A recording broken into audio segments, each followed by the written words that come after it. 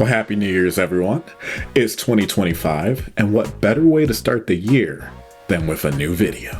If you're like me, I'm sure you have a lot of things you want to accomplish in the new year. You set out some new resolutions. So in this video, I'm going to help you prioritize, plan ahead, maximize your productivity, and buy back your time. In previous videos, I've mentioned the concept of time budgeting. In reality, that's really what time is. It's a currency, except unlike other currencies, you can't make more of it. Every hour you spend is either an investment in your future or a cost that you can't recover. So ask yourself, are you spending your time wisely? We all have 168 hours in a week, and if you're the average person, then you sleep at least 8 hours per night. So that's 56 hours gone right there. And that leaves you with 112 hours per week to work with. That's 16 hours a day that you can either spend with your family, do your hobbies, work on your side hustle, your business. But at the end of the day, that's all you got. So the question is, how are you exactly using those hours? Many people say, I don't have time for this and that. I just have so much going on. There's no way I can fit this in. It's just not going to work. But think about it. Is that really a true statement? If you think about your parents and your grandparents back in the day, they didn't have the type of time that we actually have today. There was no online shopping where you could order something and have it delivered by Amazon the next day. There was no text messaging. If they needed to talk to somebody, they either had to go see them or pick up a phone and call them. There was really no way to automate tasks. I remember my mom used to write letters and send them in the mail. I can't remember the last time I had to do that, but that was a thing. That was the original email. It's snail mail. You write the letter, you put the stamp on it, you go to the post office or a mailbox, you drop it off, you send it, and then you wait for the person's response. That could take a week, and yet they still had the same 16 hours a day that we have. So the real question is not how much time you have, but how effectively are you utilizing it? And one of the key elements that really helped them be the most productive they could be was prioritization. Remember, you're in control. Every single decision that you make about your time is a choice. I personally like to identify my top priorities for the week, and so by focusing on what's most important to me, I can make sure I allocate the right amount of time to getting it done. I treat these as non-negotiables. They're getting done no matter what.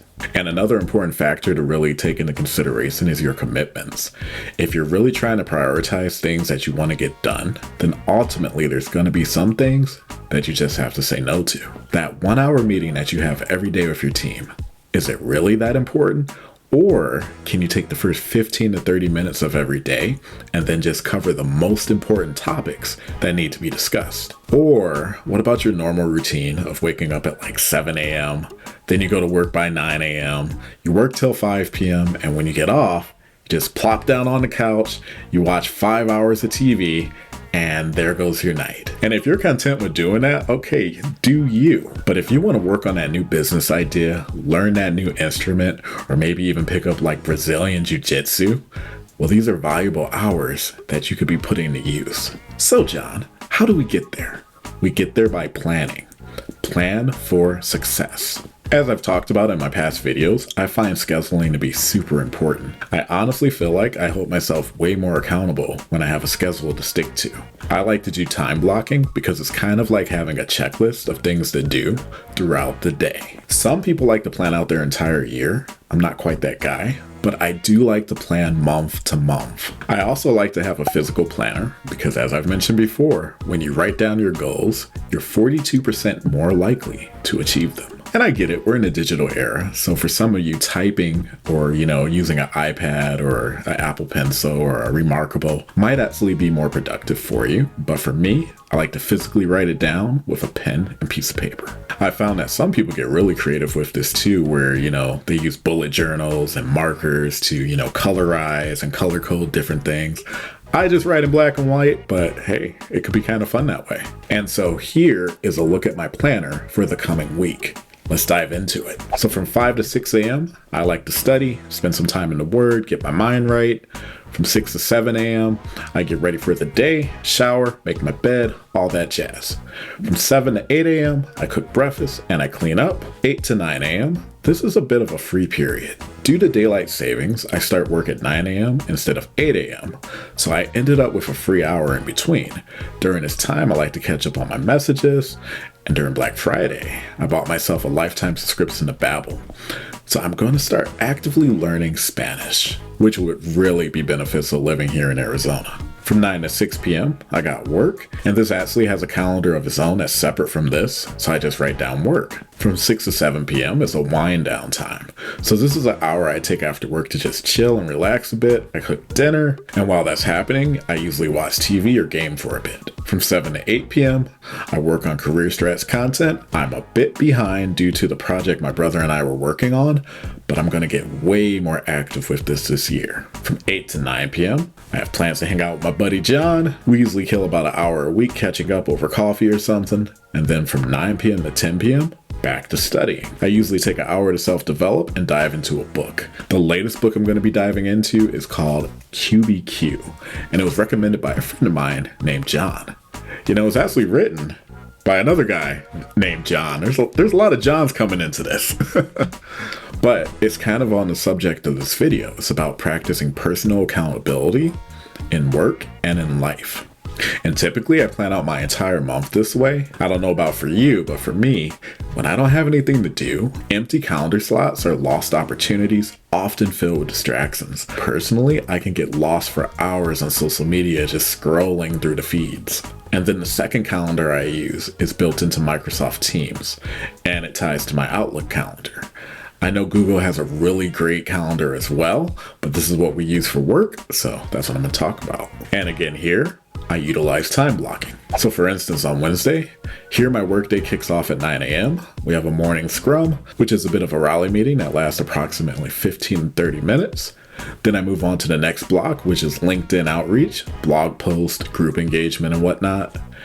Then from 10 a.m. to 11:30 a.m., I have client and prospect meetings. After the meeting, the space is open, and that's for getting all the details into our CRM. From 12 to 1 p.m., I have another meeting, and I work for a company based out of Pacific time, so it's 11 to 12 p.m. there.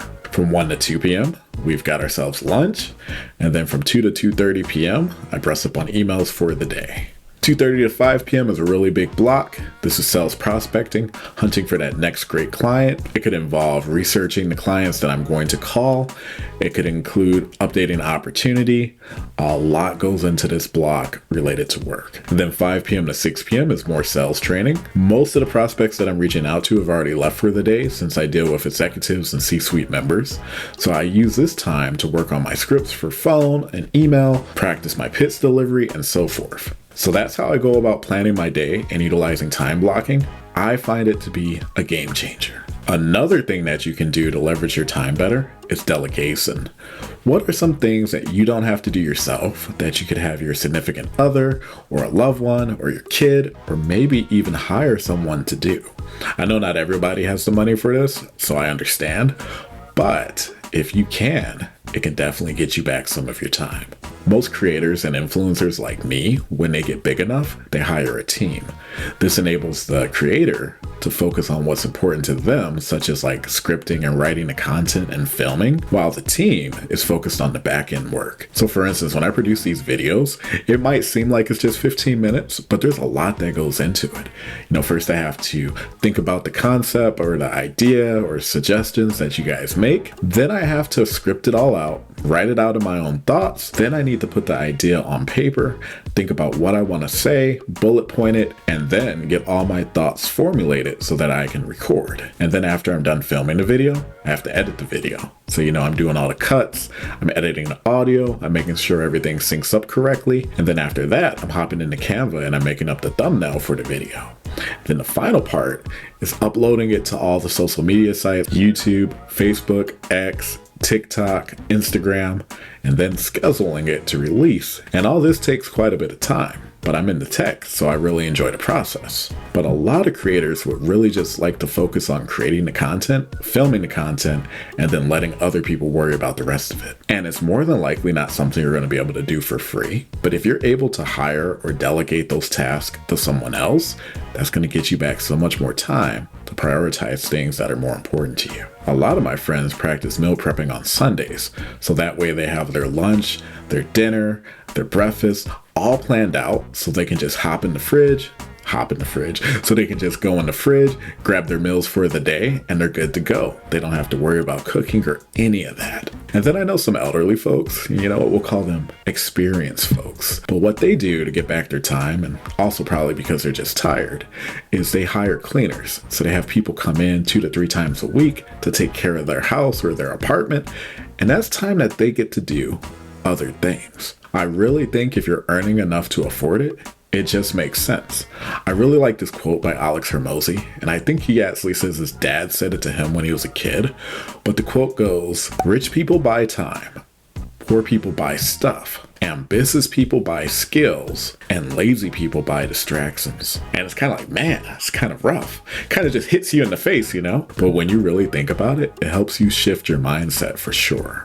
And then my last tip for you is going to be utilizing your AI assistants. So most of us, I hope most of us, have smartphones. And on those smartphones, you know, we have Google, with Alexa, we have Siri, we have so many different options. And the cool thing about that is you can have them remind you of things throughout the day. So if you're time blocking, you could be like, "Hey Alexa, in 10 minutes, remind me to do this.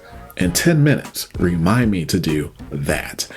And I find that very beneficial. I do that all throughout the day. And then when I glance down, like, oh, yeah, I gotta take care of that. When you use a calendar like Microsoft Teams or, you know, Google Calendar, those also come with notifications that you can enable that will pop up on your screen, especially if you're working from your computer, that will remind you of things that you have to do in 5 to 10 to 15 minutes as well. So another little career strat there. So let's recap. Number 1, time is a resource and your time is valuable, so make the most of it. Number 2, prioritize on your calendar. What's most important? What are your non-negotiables? Number 3, reevaluate your commitments. Is everything you have planned to do this week really that important? Number 4, plan it. Make the most of your time by following a set schedule and time blocking. Number 5, consider buying back your time. What can you delegate to someone else to do? What can you hire out? Or what can you partner with your significant other or kids to get done to give you more time back on your plate? And number 6, micro hacks.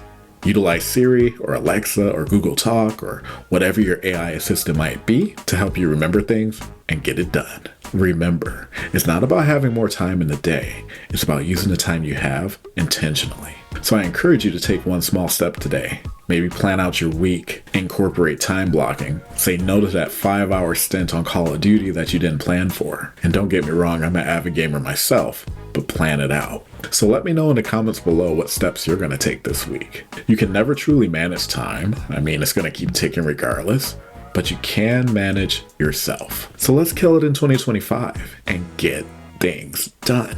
In my last video, I talked about the value of creating a vision board for your life and planning it out into 2025 and things you want to accomplish. So go ahead and check that one out. I find vision boarding amazing. And if you found value in today's video, like, subscribe, and hit the bell notification like all your friends are doing. And I'll see you on the next one.